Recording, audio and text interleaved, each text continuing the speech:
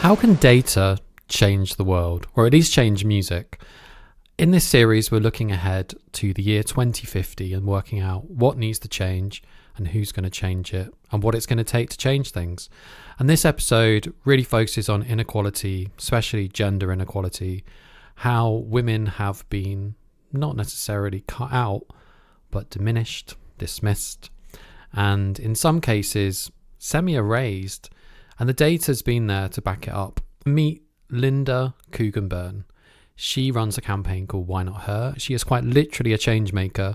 And by compiling data on how many men and how many women are played on the radio, she's been able to really change things. In 2019, she discovered that the 100 top songs in Ireland, none of them were made by women. Sung by women, none at all. A couple of years later, 2 of the top 100 were made by women and sung by women. Sinead O'Connor was one of those women. The other was the Cranberries. And you would think across the whole country, across all their radio output, that maybe that would change. But no. She did the same study on the UK, which was slightly better. But since she started finding these reports, things started to change. So we really go into that in this episode. Linda's CV is incredibly impressive. She's been the CEO of Good CPR Music, and she's worked at record companies over the years with artists ranging from Cyndi Lauper to Duran Duran. She's worked with Groove Armada, Joss Stone, Suzanne Vega, Counting Crows. The list here is massive. She's also been on the board of Arts Council Ireland, and she has been nominated and won various awards for her work on gender disparity, which from this conversation you will completely understand why, because the woman is a force, a powerhouse, all those types of words that people use. But above all, I met her a few years ago and I just found her really, truly inspiring. And I'm really glad she agreed to be on the podcast amongst quite a busy campaign to promote her forthcoming book. I said it was out now, just in case that you listen to this podcast in the future, but it's actually out on April the 11th, 2025. If you've never thought about facts and expertise as being the way that things change, then this conversation is for you. If things stay the same, what would equality in music or inequality in music look like in 2050? I mean, let's look at the way things are going with deep in the music industry. I mean, I think there'd be a more concentrated industry where major labels, streaming platforms, algorithms dictate an artist's success as opposed to talent. In a nutshell, I mean, like, Sean, are we gone past the time when talent is what it takes and the ability to craft fantastic songs if AI can already do that? If AI can pluck from the artist and pluck from levels of obscurity and also have its own reasoned state to produce music and write music. And I think is this man-made AI you're talking about? Yeah, exactly. You know, I think if we don't put in proper policy, proper legislation, I think it's just going to be. I mean, we already know it's concentrated. The major labels dictate most things, but I think we're going to see it in a way worse state if there's no policing done, or if there's no. You know, I mean, we talk about, look, you know, myself and yourself, we know the industry inside out, and I know a lot of the policymakers inside out through my work at Why Not Her. And even when we do pass new policies or new media bills, even when they're literally passed in House of Parliament or government houses or the Dáil in Ireland or the UK, it still takes different parts and different areas of the government and different parties and different teams to actually then follow through on that. So even policies aren't even worth what their paper they're written on or typed up on if we don't have the support all around. So I think heavy policing, and by policing I don't mean, you know, you can do this and you can't do that. It's just reasonable, like common sense. Otherwise, I think we're going to lose the run of ourselves completely. So before we go too deep down the rabbit hole, can we work on the assumption that some of the people listening to this might be oblivious to just how bad things are? Because I've listened to your podcast series. I've followed you online for years. I know a lot of the data that you've shared. If anyone's listened to the previous episode with your kind of, I guess, partner in crime, colleague, Vic Bain. We talked through a lot of the kind of live music pipeline issues then. But you've really focused on the imbalance, I guess, or the supremacy of men on radio in Ireland and then across the UK and in the charts, because I guess one begets the other. Could we just sort of like zoom out? Like, what would you say are like the big kind of these are the massive red flags, warnings, if you're in denial that there's any issue just because Taylor Swift's successful? Like, what are some of the stats that you often tell people? I mean, we started doing reports in the UK and Ireland in between 2019 and 2020. And that first year, I mean, in Ireland, it was 100% in the top heavy rotation playlists on radio. And we have to also understand that if you're being heavily played on radio, you're going to be heavily streamed on Spotify, Deezer, iTunes, whatever. TikTok, YouTube, usually, they all correlate. It's an ecosystem.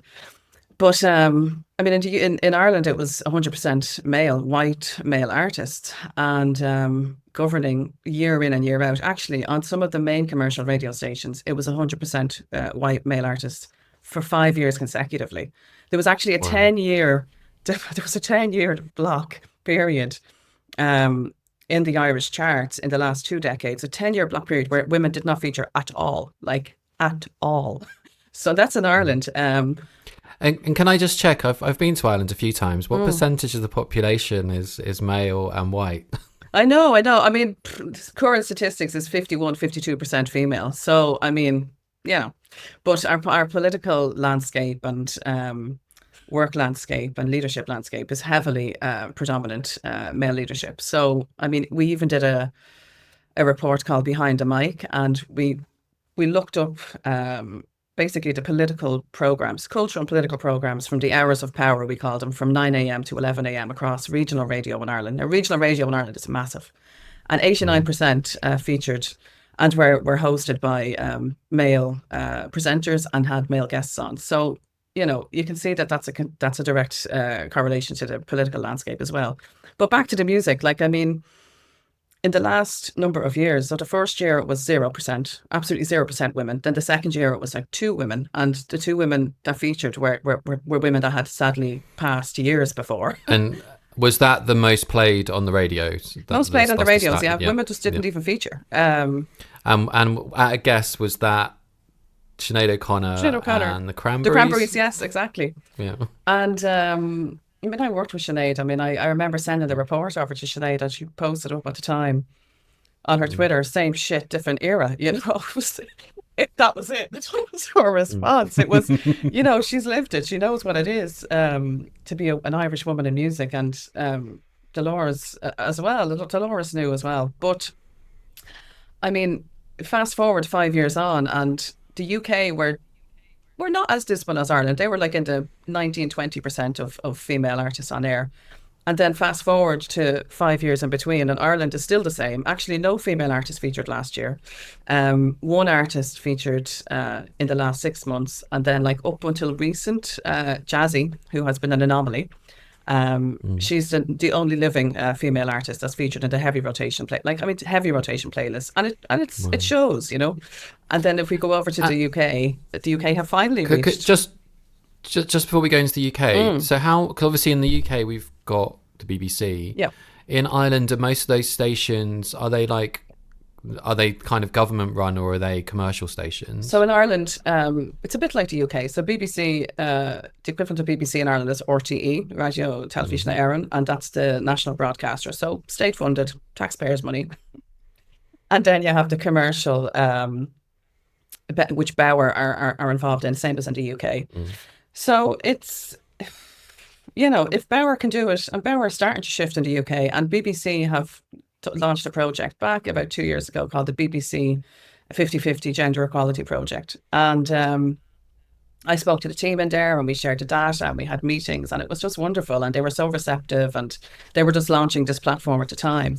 And the great thing about that platform is that it's international. Anyone can actually take the pledge and get to download the packs and be involved and get all the, the training, the DEI training and all that.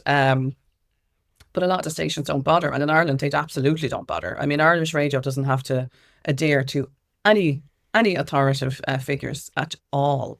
Whereas the UK just took it a bit seriously. Like, I mean, chatting with Jeff Smith and Samantha Moy in BBC and across Global and Bauer, and they were just kind of like, oh, didn't realize it was that bad. Let's try to fix it. And that was kind of the general consensus. And it has showed, because for the first time across radio as a whole, so we use a platform called Radio Monitor, and Radio Monitor monitors airtime, playlists, basically from morning, noon to night, what songs are played on what radio station to what reach. So say in the morning and in the afternoon and evening, you have the most amount of concentrated listeners. In the nighttime, you don't really have many listeners because people are asleep, you know. So what happened was in Ireland, we said to the heads of music, well, look, what if we slowly start integrating women and people of color, artists of color onto the playlists? You know, what if we say start playing them in the evenings or in the nighttime? Oh yeah, love that idea. The nighttime, yeah, great. So what we see in the second year in Ireland was that women and people of color start being played during literally in the middle of the night. So from 12 to 5 a.m., 12 to 6 a.m. Wow. And the radio stations were delighted with themselves for this innovative idea. And I'll never forget having these conversations, and the enthusiasm by every single one of them was a white male. And it was like middle-aged white male. And it was just like, wow, so this is your solution. This is literally your solution to get this sorted.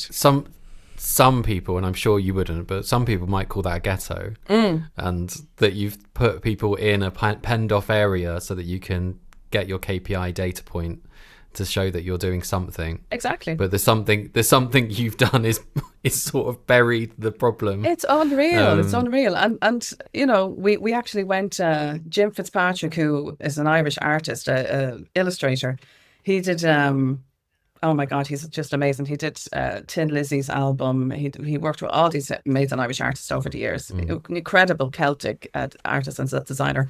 Big fan of the Wine O'Hare campaign. So he messages me there about probably the end of 2021, I'd say, 2021. He says, right, Linda, we need to do a billboard campaign. We need to put this up. We need to do something. I said, well, that's grand, but we're a volunteer group. We don't really have the cash. So he said, look, I'm going to auction off some of my paintings. Whatever you get for it, put that towards the billboard. So he did that, and he facilitated the run of this massive billboard campaign in Ireland. And we ran this online campaign where people, you know, took photos of themselves holding a banner, #WhyNotHer. So it went viral, massive. And we did a collage of all these different people, from kids to all ages. And we published, we got in touch with a poster design company in the south of Ireland, which was the worst radio stations. They just did not play women. They just didn't, nothing. And actually one of them got back to me one day and said, oh, Jesus, yeah, we had women on in a knitting special there February. In February there now a few months ago, we had all women on a radio show. I can send you the link. I was just kind of going, what is happening, you know? But anyway, so we go with this billboard poster campaign, and the guy Al from Cork, this Cork poster company, he says, Linda, where are you going to put the posters? I said, well, I'm not really that. Yeah, not that clued in on Cork. Where would you say? And he said, well, there's a big, huge space right outside the radio stations, the building, So I says, yeah, what? You wouldn't. And he says, yeah, we would. So we did this campaign, and we put this massive billboard right outside the radio stations. So that was the first year that the Cork radio station shifted. And the only year, because they went back the following year. So what we see in Ireland is a lot of performative action, where if they're pushed, you know, to look within and examine themselves, they do some performative work, but it goes straight back because there's nobody actually there. Like the Broadcasting Authority, who are now the Commission, the New Media Commission in English, they've no authority. So, having read Breitbart, GB News, followed extremists on Twitter, I live on one of the wokest islands in the world. How good is it in the UK? Is it 70% women on the radio? It's so we have in the last year, for the first time in the history of doing these reports, and we've gone back nearly 25 years, 2 decades. And for the first time in the last year, women overtook men on airtime that is received on overall across all radio stations. Women were at 41% and men were like 39, and then it was collaborations, the rest. So that was the first time that we have reached that part. But if you look at the likes Wow. of Dua Lipa, Arlo Sparks, Wet Leg, Last Dinner Party, all these incredible female artists, Ray, I mean, my God, Charlie XM, like there's such a wealth of talent. And what we're seeing is when the radio stations take the onus upon themselves to go, okay, well, there's something not right here. Let's look at these reports. Let's not ignore them. Let's look at them. Let's talk about them. Let's apply different systems. I worked at Six Music for 4 years, and obviously I can't spill any tea because there's not too much to spill. Yeah. It was a really nice place to work. Yeah. I worked very hard.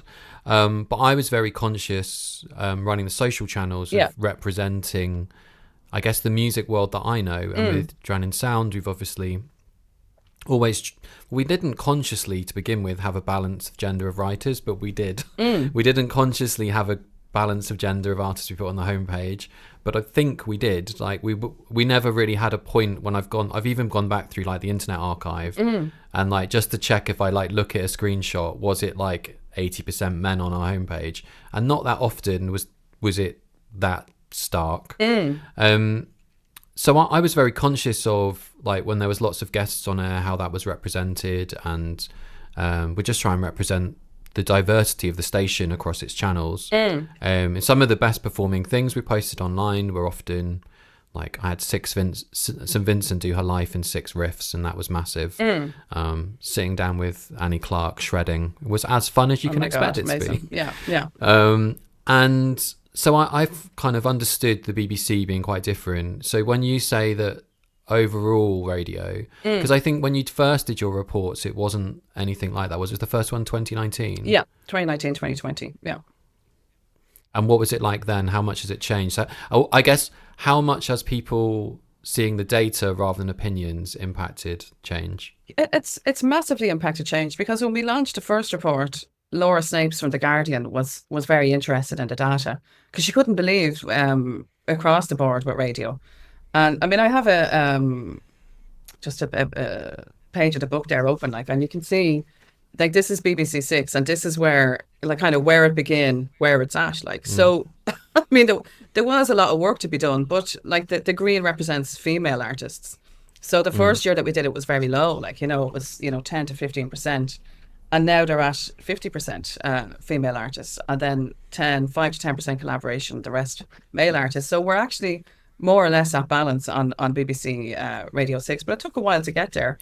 And they keep getting record listeners, so it's not like it's turning the audience off. Absolutely. Because one of the most astounding stats, I heard it again, I re-listened to one of your podcasts last night, and I forgot, is it Mary or Margaret, one of the journalists that you work with? Yeah. She was talking about how there was a study in 1939 where they talked about people didn't want to listen to women on air, and I think that was presenters, but I think that also sort of dripped into people's thinking about types of music that was played too. Yeah. And it shouldn't be shocking to anyone to know that it's not like people are turning off because there's some sense of equality on what's in the output of the station. Exactly. What sort of feedback have you seen have you seen negativity? Like, I'm assuming when you first put the data out, you had people like Laura kind of shocked by the data.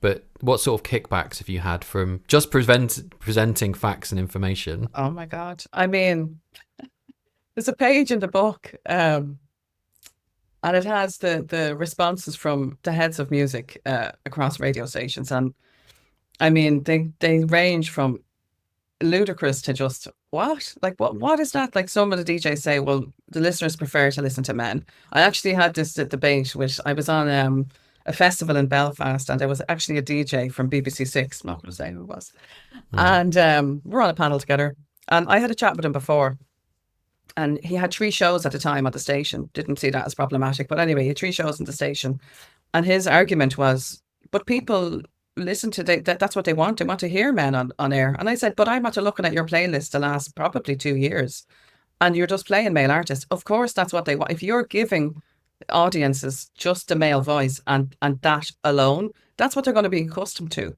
So they're not going to venture outside of that. I mean, of course, they're going to go, oh, play the new Sam Fender song, or play the new Coldplay song, or play the new Snow Patrol song, or whatever.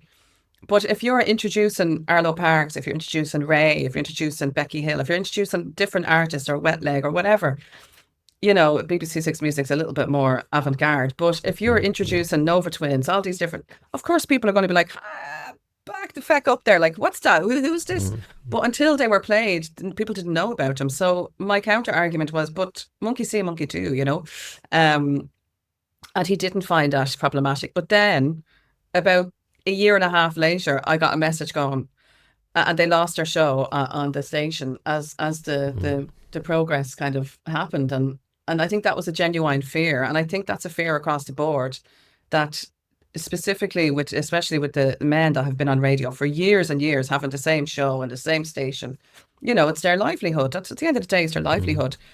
And they don't want that to change, you know. I mean, it's tough, because, I mean, I've been offered a lot of platforms, but I've gone, you know what, I don't think it's right for me as a white woman to appear and to talk about racism or to talk about different things. Because I've been invited onto loads of different panels, but my perspective as a white woman can't really be put into this conversation, because I'm not a woman of color. I'm not a black woman. I don't know what it is to exist in that regard. So it would be problematic for me. So what I found was, a lot of the time, it was obviously people's pockets are going to be affected if there's shifts in radio stations. And there was a lot of shifts in radio over the last, especially 3-year period, especially across BBC and RTE in Ireland, which are the two major radio stations, and regional areas as well, some of the commercial stations. And, you know, there was a lot of like, oh, you're after feeding us to the wolves, Linda. You're after, you know, I have a wife and kids or whatever. Like, and that was never...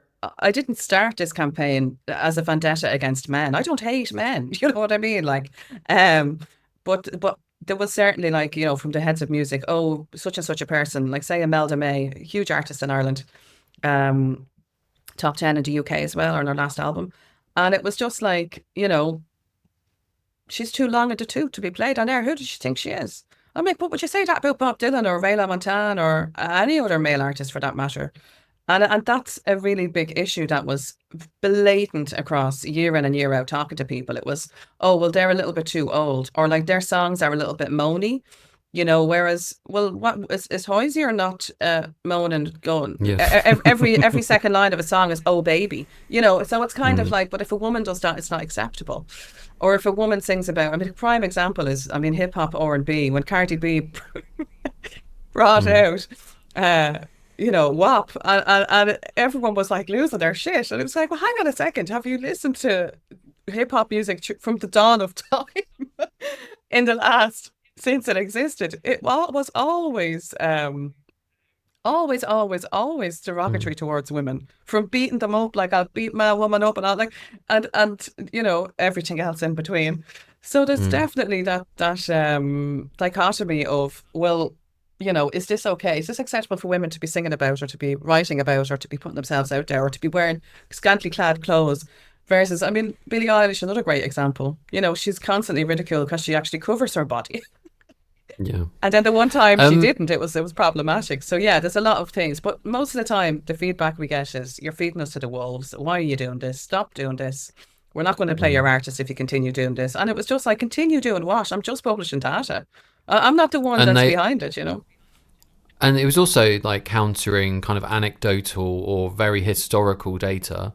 Like, I think that's really important. And I think, like, I remember first seeing your stats and thinking it was as stark as the first time I saw a poster with all of the male artists removed, or like essentially like 3 women's names on some posters occasionally. Like, it was quite, there's an Instagram account called Book More Women that does it with pretty much every major festival lineup, and it's stark, isn't it?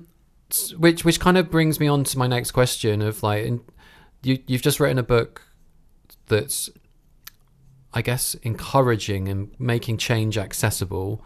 But what was the kind of genesis, the kind of like starting point, the kind of superheroes have their origin story that kind of led you to thinking, well, actually, if you have this imbalance, of what's played on radio, and if it's 100% male, that's a stark imbalance.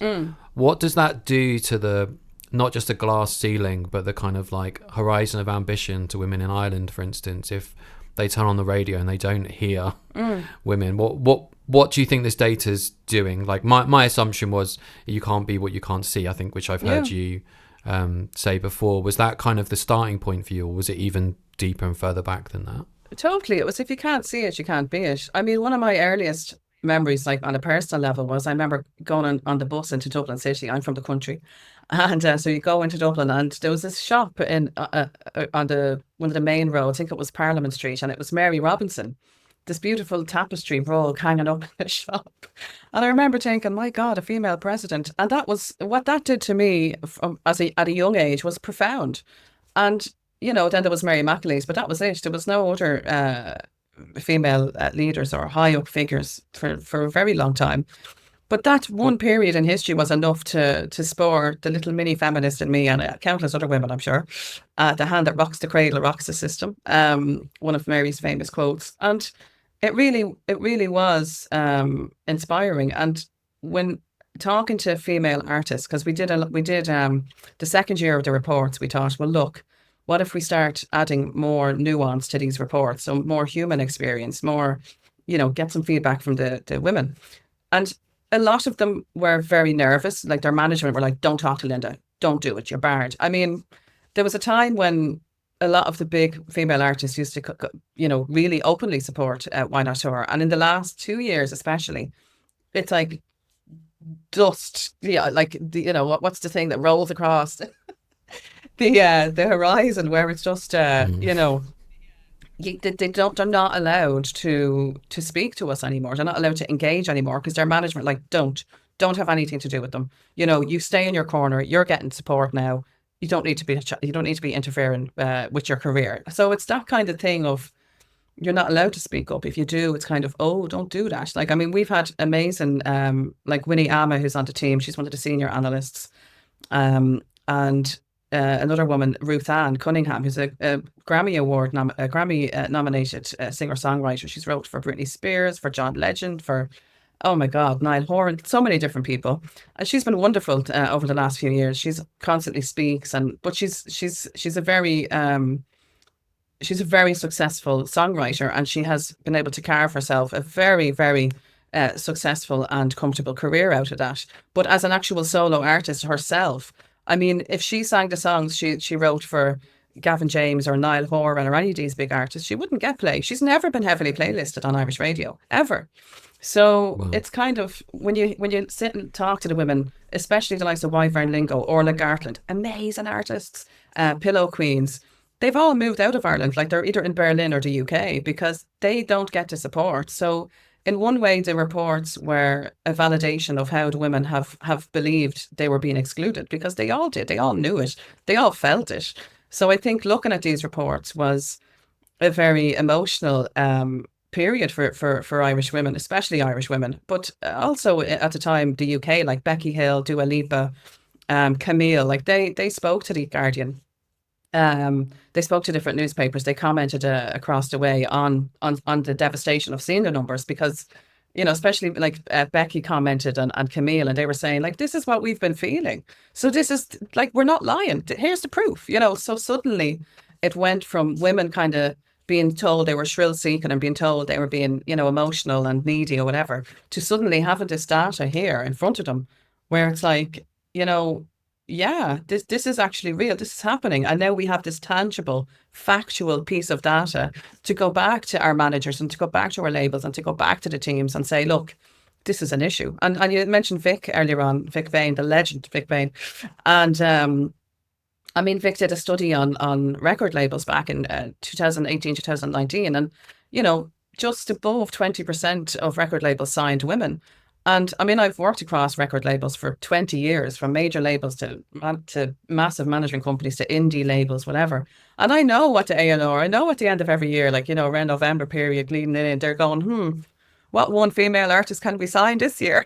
It's like, imagine if they did that with male artists. It would be profoundly obscure. And And that is so I think that I know what these reports did to women and for women was to validate their experience. And I think that is quite an important and an impacting, deeply impacting feeling, because all of a sudden they're not hysteric. And that's always what women are told throughout all of history. If we want any type of equality, or if we want equal treatment, we're told we're hysteric, you know?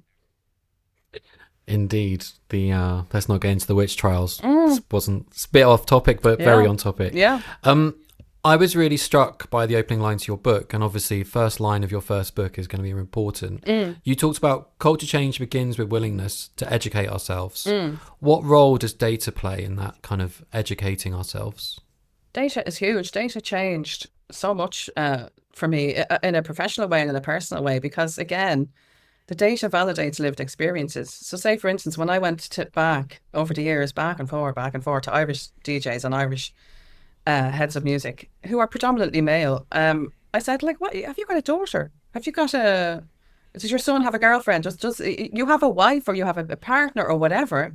You've some woman in your life, you know?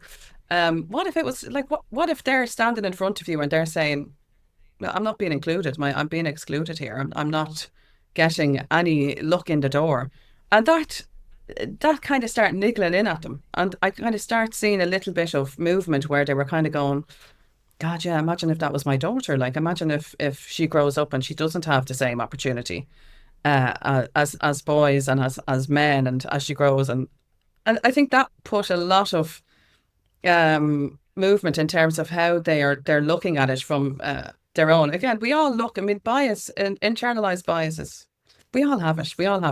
But yeah, the data is, it can be used as a vehicle for change in terms of using it to build up a story. Like I knew since I've worked, since I've been born, that women don't get the same treatment as men or the same inclusion as men. But to all of a sudden have this data and say, right, well, we can actually go with this. This is a tangible proof. This is a fact. This isn't my opinion. Because when I first started talking about it, like years ago, people were going, oh, Linda, stop. Would you stop? Don't be upsetting people. Don't be getting up. Don't be getting involved with all of that. And especially from any major label I worked with, it was like, Linda, shut up. Stay in your corner, shut up. And I left a lot of labels because of that, because it was this, or if there was something negative about an artist they had on their roster or whatever. And I said, well, there's something not adding up here. Like, this is not okay. It was like, oh, stop. It's okay. It's grand. It'll blow over, kind of thing. And it was kind of like, wow, this is a really toxic system. But as with everything, as with absolutely everything, everyone has to make a living. We all have to make money. Not everyone can love their job, and not every job environment is great. But the music industry particularly, it has a very toxic environment where men are prioritized, white people are prioritized. And I mean, look at the country music scene for a minute.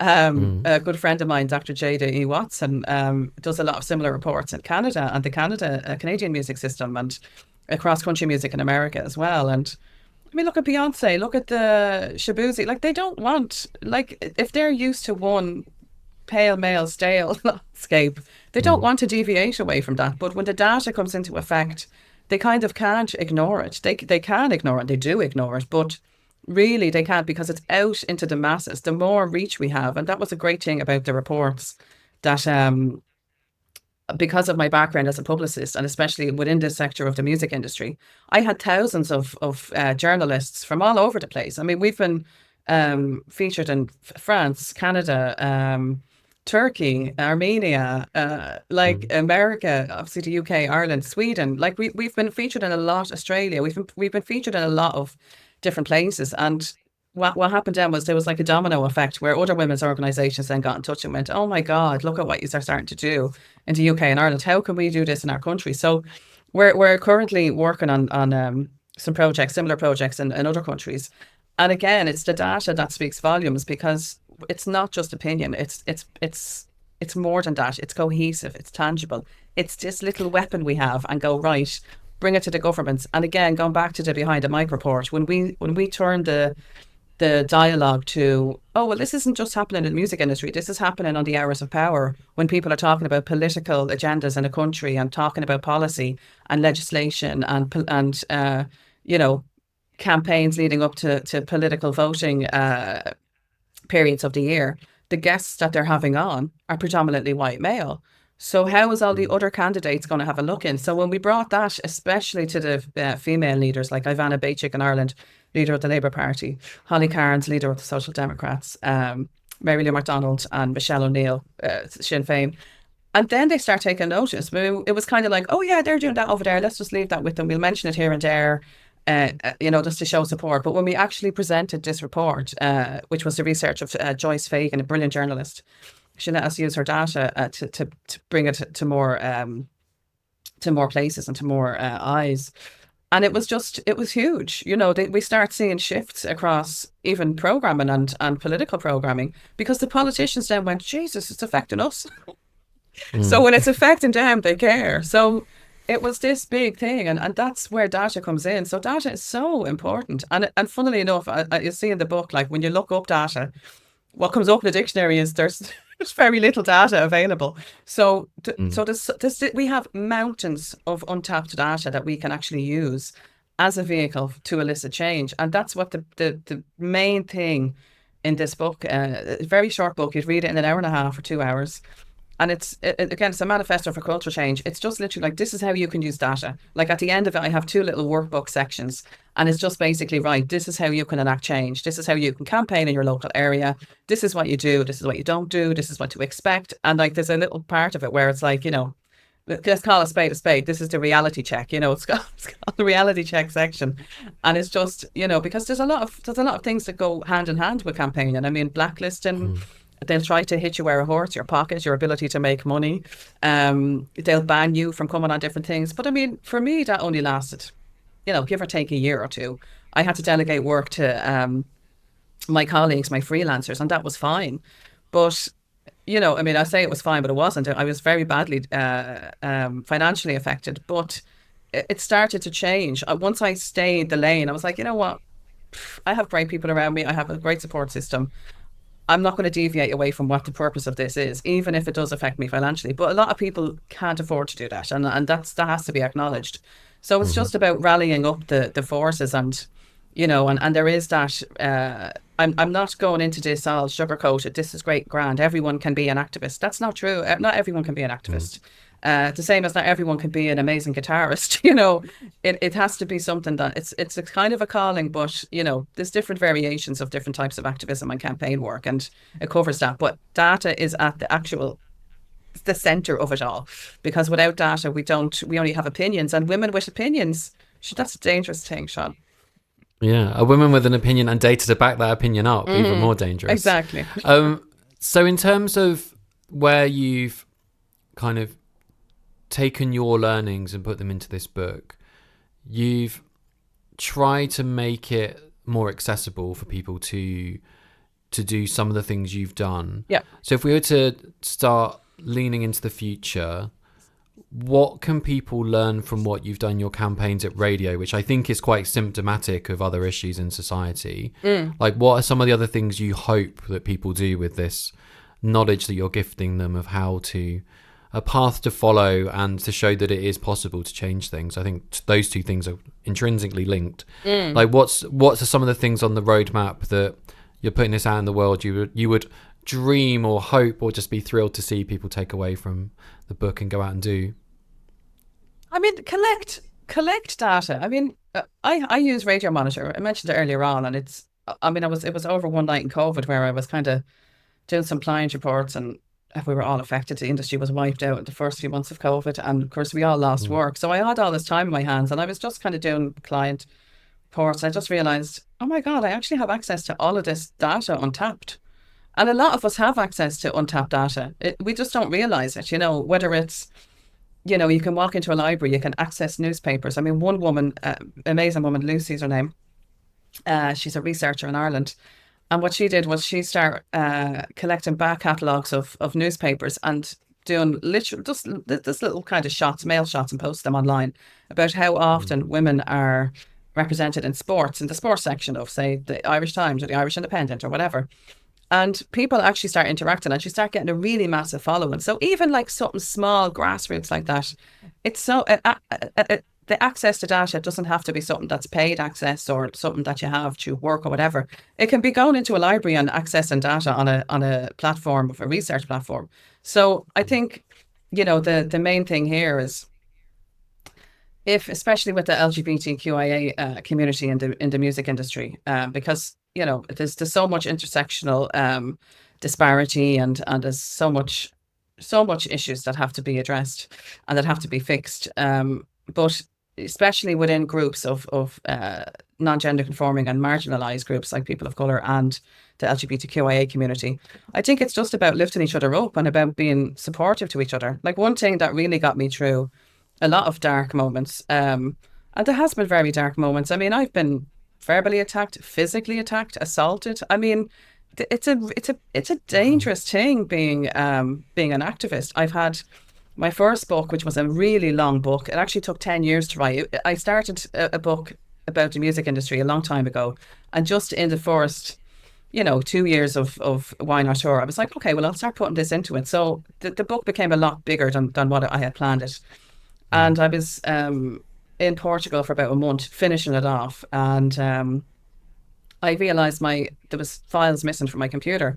And then I realised I had been hacked. And even 3 back servers that I had, including OneDrive and stuff like that, it's been wiped. The book had been completely wiped. So it wasn't just like, the last 2 years, the first 2 years of, at the time, like, my work at Why Not Her. It had been like a lot of my memoirs of working in the industry. And I'd sent like a first few chapters to publishers, and I'd got a lot of interest from publishing companies. But I only had them first few chapters out of a massive, but it was a massive book. Like, I mean, it could have been broken into a trilogy. It was that big.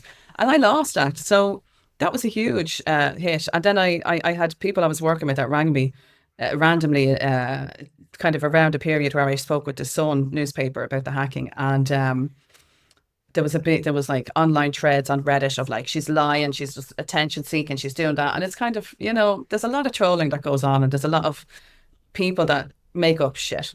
I mean, it never ceases to blow my mind, the shit that people will actually contrive against you, which is completely not true. So a thick skin is really needed. And again, at the last section of the book, where I have a little workbook for campaigners and future potential activists, it does list out all of these, all of these, the ins and the outs, and the yin and the yang, and when there's something above, there's something below, so it's about that balance, and it's about being prepared for that. It's almost like I'd like to see the data on active people that speak up and campaign, how few men end up with the same experience you've had. Because I know that there are men that have those kinds of things happen, but there's probably a data point there just looking through like the difference. So I mean, also the impact that they have. Like, there's a lot of very bold, brave kind of, once you go to a certain point, and there's a lot of women that are able to kind of be resilient and resistant, and to really push for change rather than just call for it and then shy away again. You sort of touched on a few different things there, and what I don't want to do is discourage people from campaigning, because I mean, I've seen it. Like, I worked last year with Carol Vorderman on the Stop the Tories campaign, and you start to see things trickle out there. I managed Charlotte Church. I've definitely seen what happens when you speak up for a cause. I love Charlotte, by the way. I mean, I love her. I think she's amazing. I looked back at when she was on Question Time, and she talked about how anyone that's bothered about refugees should care about climate change, because we're going to have climate refugees. And the amount of attacks that she got online, that I just looked, and it's like all the same people now who are prominent, loud voices in British media. They were all just like, this is a stupid, like, kind of very much get back in your box and shut up, because she was speaking things up. But actually, I think that era of media, and the fact that they've almost created their own ghetto with Twitter now, is quite funny. The inverse of what often happens. Crazy. But I guess I'm just thinking a lot about, like, you must see some quite inspiring campaigners. I just wondered if there was some kind of examples of people that you've looked up to or looked alongside at, and thought this is why I keep going. I mean, Ijoma Olua is she is just incredible. And reading her book, she has a book called Mediocre, and it's about white male supremacy. And reading that book changed my life. I mean, if anyone would say, Linda, what book? Like, just say Mm. to get you riled up, you know, to get your to know where to pinpoint your rage and direct it. It would be Ijoma. I just think she is one of the most eloquent, proficiently capable women at getting something across, whether it's data, whether it's a story, whether it's breaking down, you know, political spheres. She is masterful in it. And seeing how she has had to orienteer what has just gone on in the US has been equally heartbreaking and equally inspiring, because you could see the fatigue. And I love that she doesn't hide that. And I don't hide it either. That's why I'm speaking openly here. You know, I think there was a lot of naivety on my behalf when I started this journey of, oh, it's grand, oh, sure, I could take on the world. I mean, there was times where it was really, really difficult. Maybe someday I'll speak about all the things that happened. But I mean, when you speak up, people like, I mean, say with Ijoma, she has had death threats, rape threats. You know, we all have. And any journalists, female journalists and female politicians, the same thing. And it's just insane that we have to do that. But I think anyone that Mona El Thawati is another one. She's amazing. She's an amazing blog about women in the Middle East. She's just incredible. And I'll make sure I grab the links from you to drop oh these in the yeah, and comments. they're actually they're all at the end of the book. I have them listed in the book as well, cool. Yeah. because I just wanted people to know the amazing women that informed the path that I went on. There's another one actually, Mary Beard, Women in Power, a manifesto, absolutely incredible, like incredible. And then Invisible Women by Caroline Criado Perez is just, that whole book is about data. And she delves into it. And I swear to God, there's not one living person on the planet that could read that book that actually sees things for what they are, that will not throw that book across the room. I mean, that book is damaged. It's like it's I don't know, somewhere with bandages on it and everything from being fecked across the room so many times. I mean, actually, I like the idea of books that are so good they've damaged things or damaged themselves. There's a lot of books at my house that are that way. But yeah, I think it's just, you know, I think Ijoma, if I had to pick anybody, it would be Ijoma. She's just, her work has been amazing, and I learned so much about the history of America, from the college system, educational system, to redlining states, how they segregated people of color, just so much. And, you know, Emma Dabiri is amazing. She's an Irish activist as well, and she speaks, she's Don't brilliant. Touch My Hair. Like, I mean, there's so many of them out there, but it's so important to be following these people and to be constantly lifting each other up, because if we don't have that, I mean, there's been women along the way that were really, really heavily involved in Why Not Her, and 2 years in, they just said, I can't do this. Like, no way, I'm not going to be affected the way you've been affected, you know, and that's okay. I don't hold grudges. I mean, I'm like, that's okay. Thank you for what you've done so far. And it's that reality of, you don't have to, like, there's this thing with especially women activists and women campaigners where you have to keep going, you have to push. I mean, everyone was like, Linda, fatigue is going to get you, burnout is going to get you at some stage. And I was like, no, it won't. I'll be grand. No, not at all, not at all. And no, it didn't actually. And then it did. It didn't. No? It didn't get me. No, it didn't. No. I'm very stubborn. It didn't. The grips of it didn't get me. But I certainly felt really, really tired throughout certain parts where I was kind of like, I mean, in 2023, I'm not doing any reports anymore. That's it. I'm done. And then near the end of the year, I was assaulted. And I'm sorry. It was pretty intense, violent assault. And, you know, I remember just like kind of sitting in a hospital and going, if I stop doing what I'm doing, they will win. Like that group of men will win, you know. And it was that kind of moment for me where it was kind of, right, I either, like, what else can they take away at this point? There's nothing else that can be done. It's like, that's going to damage me as enough that has already been done. And it was that moment where I kind of went, you know what, let's just keep going.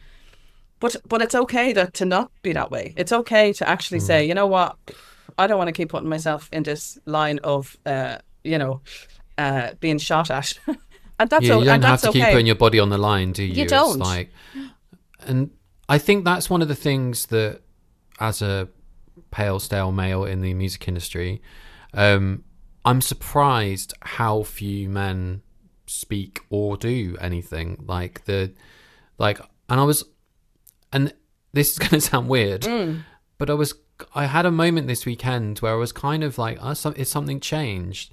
Because I shared the screenshot of the Andrew Tate course that's on Spotify, and the angriest people on my Blue Sky replies were men. Yeah. And I've not seen that response before. Yeah. And I don't know whether it's because Blue Sky is a different type of platform, whether it just happened to cut through to men in a different way. Maybe it was the way I framed it.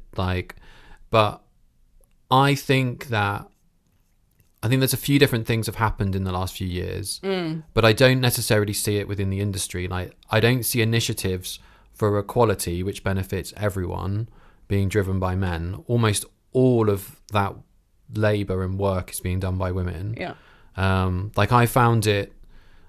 I find it odd that there's conversations at almost every music industry conference about equality in the industry, and there's never a man on the panel. Not that men should be leading the panel, but we need them to be part of it.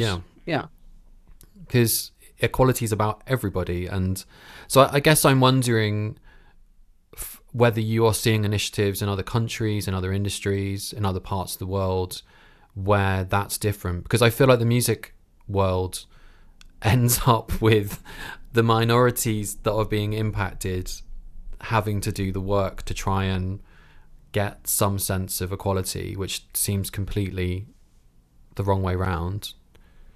I think maybe not the wrong way round, but no, I get you. And you're not a pale male stale. You're an advocate, and we need more people like you, Sean. And the thing is like, even in the Why Not Her team, we have Gary, we have Michael. We've had amazing male, fantastic, doctorate degrees, ethnomusicologists. Some of the most amazing researchers in Ireland who we would never have been able to afford to employ because we're all volunteers. We wouldn't have had, but they came forward and went, we want to help. How can we help?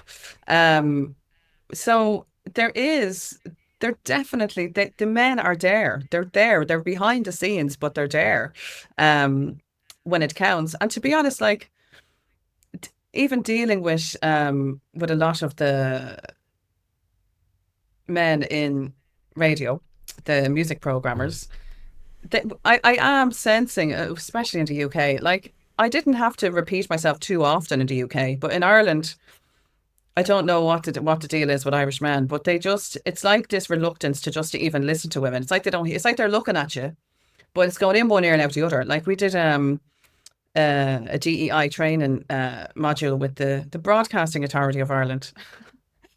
And in one of the modules, we had this breakout session. You know the way you do the breakout sessions, and we have different groups and we group them off. And we had this graph up on the screen, and on the graph it said, 95% of women have been played on this radio station, 5% men, year in, year out. So we literally reversed the data, right? And we presented it to them. Majority white male. Actually, there wasn't one person of colour at all. And same as the Arts Council of Ireland. I was on the board of the Arts Council. There was one person of colour. I left after 2.5 years because the only reason I took the seat was that I said I really wanted there to be more diversity. I was promised that there would be within 12, 16 months. There wasn't. I left. I don't want to be a person that says one thing and does another. I stick to my convictions. But yeah, I mean, there is a lot of men that they are working behind the scenes and they are doing that important work. But again, it's kind of misogyny and patriarchal structures. They affect everybody. I mean, men are affected just as much as women because they're not allowed to be emotive. They're not allowed to show that they're being supportive. It has to be behind the scenes, you know. So I think that has to be addressed. And across the board, I know the women in Irish rugby, they have a great, fantastic team of people. And again, like, I mean, they have men supporting them in the sports, in the background of the sports sector, and they're doing wonderful work. They're doing absolutely brilliant work. But they're not out at the forefront. It's the women that are out at the forefront. But we absolutely need to have men on panels and men, you know, speaking up and speaking alongside us. Again, visibility. If you can see it, you can be it. And it stops this divide happening as well of like feminism being a bad word. Like being a feminist, everyone should be feminist because patriarchy affects everybody. You know, it doesn't affect white men as much as it affects everybody else. But there still is that damage of men not being able to be empathetic or sympathetic or, you know, emotional or show their vulnerabilities. And that has serious repercussions on a societal level, on a mental level, on a physical level. I mean, the majority of suicide, the rate of suicide is more in men, and it's a more violent way of, you know, hanging or shooting oneself, whereas women, it's a quieter, take some tablets and just ease out of the world. So it's a deeply ingrained system across the board, which I touch on in the book. It's not just about the music industry because, again, this ecosystem, it affects every area of society. It just goes back and is reflected in different sectors. But yeah, no, I think with regards to men, me dealing with men has been actually in some ways. And sometimes it was a lot easier than with women, because women are when there's a short amount of women that are in positions of power, they don't want to lose it. So you have this handmaiden thing going on where they turn around and they say, well, actually, we're not going to sacrifice. So they stand in solidarity with the patriarchal structures because they don't want to lose their jobs. And I get it because they most of the time they have children or they have a family, or they have serious ambition that doesn't, you know, they don't see a glass ceiling because they have been in this tiny little percentage of women that are hand selected by systems of oppression because they know they're not going to speak up or speak out against it. Look at the Trump administration. It's evident across the board. You know, there's women. Yeah. So what's the big thing that's going to change things? I often wonder whether making misogyny a hate crime will help. I often wonder whether talking about male violence rather than violence against women and girls is a shift that's going to help. I wonder if campaigns against male supremacy doesn't feel as powerful as campaigns against authoritarianism, which is predominantly a male pursuit. Like, what's the big, if we jump forward to 2050 and it doesn't change, what's the big thing that you think really has to change on a societal level? I think what's going on in the US, where they're getting rid of diversity and inclusion initiatives, is going to be detrimentally damaging. I couldn't help but be absolutely jaw to the floor when I seen the list of words that they're no longer allowed to use. Can't use the word female or women in any science application. Was one of them. It was like equality. Like this, they're just literally not even letting you talk about these things. I think it's going to have a catastrophic effect on society as a whole, not just the industry. I mean, look at Apple and Google dropped International Women's Day from their calendars. They're like these massive companies that have so much power on a culture change level, on a societal level, when they are adhering to the crazy demands of a rapist president, alleged rapist president. I mean, you know. Well, he's like civil case. Yeah. It's like we have to be careful how we frame that. Yeah. He was not found guilty of the act. Yeah. He was found liable, and then he was found guilty for defamation of the woman as well. Which, I mean, it's insane. The world is. Is her name E.G. Carroll? We should use her name and not his, really, shouldn't we? Yeah, exactly. I mean, look, I think if, again, going back to legislation and policy, but again, tracing back again to what we were talking about earlier on, implementing the policies that get changed is another thing after the policies are put in place. Because in October 2022, we had a policy, the new media and online regulations bill, which the former minister, Catherine Martin, Minister for Arts and Culture and Tourism, Sport and Tourism. She was wonderful, a great advocate. I mean, we were so lucky to have her. And she's gone now. She's replaced by a young guy, a young male politician. And, I've already reached out and never heard anything back still. So I think that's got to be the way it is now. So we're after losing a massive advocate. But going back to this, she launched this new bill, updated bill from the work that the Women's Council of Ireland did and that we did in Why Not Sure. And they created a new policy where it was 50-50, where in programming, in, say, the Late Late Show would be the equivalent of, Graham Norton, whatever, in the UK. And we seen that change instantly in programming on television, where they had to have a female guest, a male guest, a female guest, and it's been wonderful.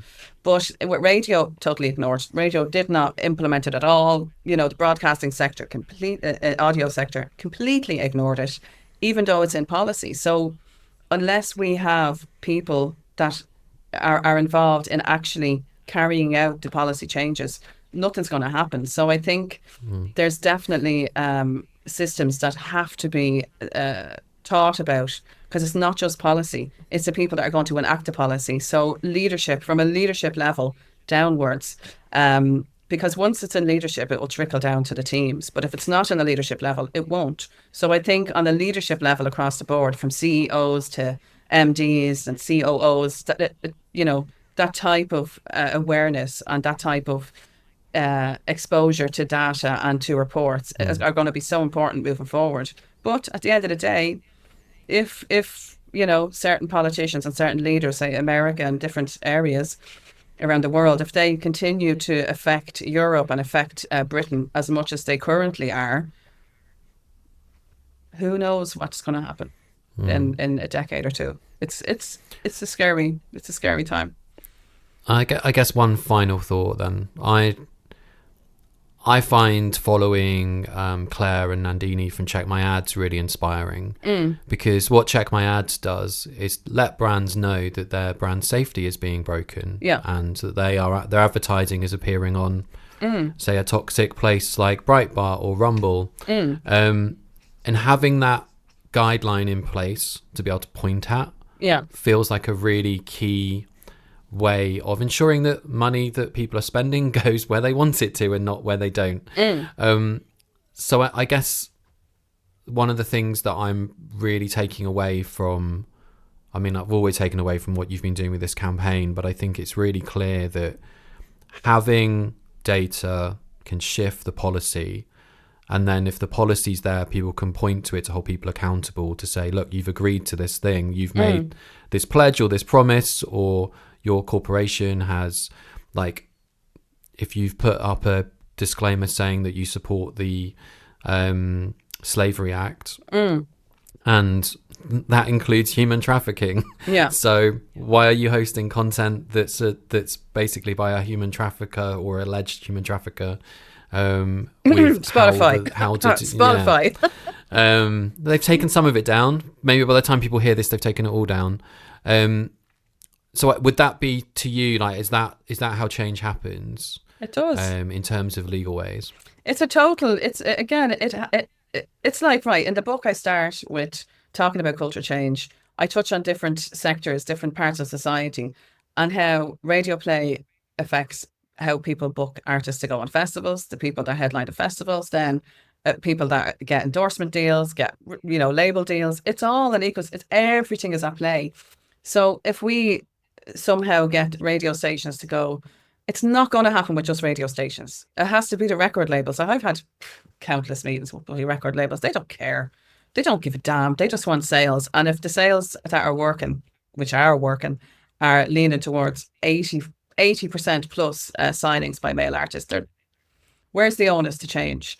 But it has to be from within. And the thing is a lot of the internal staff in record labels are women, but again, going back to leadership, but the leadership is predominantly men. And there actually is a good diversity of male leaders. So it's not just white men. It's all men that have this issue in terms of women and how they look at women. So, it's about, again, presenting the data, having conversations.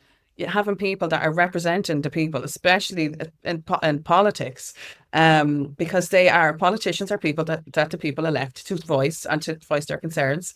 So we have to work with politicians. I mean, if you had told me 10 years ago, Sean, that I'd be working with political leaders and in different government buildings and sitting down talking about policy and legislation, I would have been like, yeah, right. Like, that's not what happened. But my nana was alive. I swear she must be rolling over in her grave a million times at this stage, because she always was trying to push politics down my neck. I was like, they're all a shower of so and so, but they're not. I mean, there are some decent politicians like the minister, Catherine Martin, like Fintan Warfield in Ireland.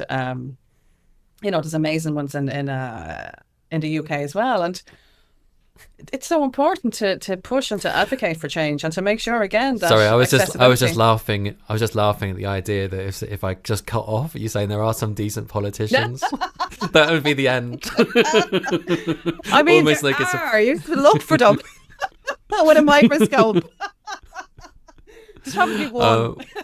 Yeah, there's got to be one. Yeah. Well, thank you so much for your time, and good luck with the continued campaign trail for the book. Thank you so much. Thank you for listening to that episode. I hope you enjoyed my conversation with Linda as much as I did. She is one hell of a woman, and her book, Why Not Her? A Manifesto for Cultural Change. Let me triple check that I've got that book title right.